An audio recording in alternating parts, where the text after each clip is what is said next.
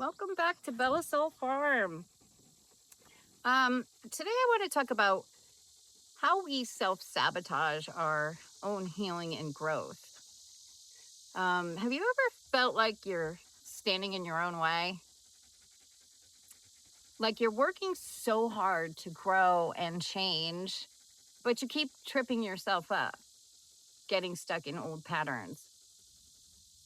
Yeah, I've been there too. I have to check myself on a regular basis because I still struggle with some things, and that's okay. Uh, Self sabotage for me tends to sneak in. It's procrastinating, doubting myself, avoiding the hard conversations that I need to have, breaking my own boundaries sometimes, talking myself out of things out of fear, or walking away just before something good can happen. Most of the time, I'm not doing it to fail. I do it because maybe a part of me is afraid of what happens if I actually succeed. We get comfortable. Um, for me, self-sabotage is often comes from old wounds and old belief patterns. I didn't think I was worthy of success or happiness. I didn't think I deserved it. I was living in guilt and shame, and then so much of it wasn't even mine to carry. I feared change, even when I wanted change, um, afraid I might fail. Uh,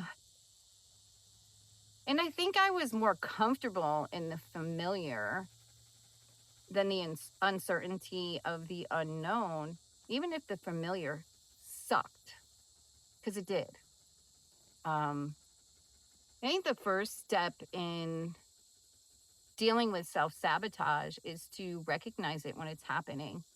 And when you do recognize it, um, I ask myself some questions. Am I putting this off because I'm scared? Two of the biggest questions I ask myself that help me more than anything is asking myself, what am I afraid will happen if I do this? And really going deep with it.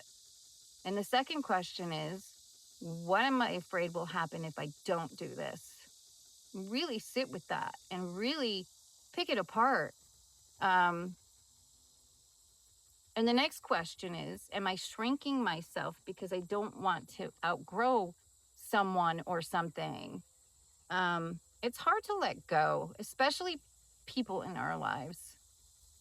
And my final question is, am I making choices that keep me small because small feels safe? It's so important to ask ourselves what we're afraid of and pick it apart, because fear is not real. Fear is stories that we tell ourselves. Um, when I catch myself acting in old behavior patterns and um, catch myself doing something to self-sabotage my growth, um, and my healing, I try to pause and get really curious instead of shaming myself. Um, what's helped me is getting honest about my fears and my triggers and learning to recognize them. Self-awareness. Where do they actually come from, and do they apply to this situation today? Most times, in fact, all times, the answer is no. Breaking the patterns, taking one small action that changes my old patterns, even if it's scary. Setting myself up to win. Um, I create I create things where I can hold myself accountable. Things that make it harder to fall back into old patterns. Um, what works for me may not work for somebody else. It's kind of identifying and figuring these things out. Um, I give myself permission to outgrow people, places, and old versions of myself that no longer fit where I'm heading and who I am becoming and who I was meant to be. Um, most importantly is learning to be kind to yourself in the process. You don't have to be perfect to make progress. It's progress, not perfection. Um,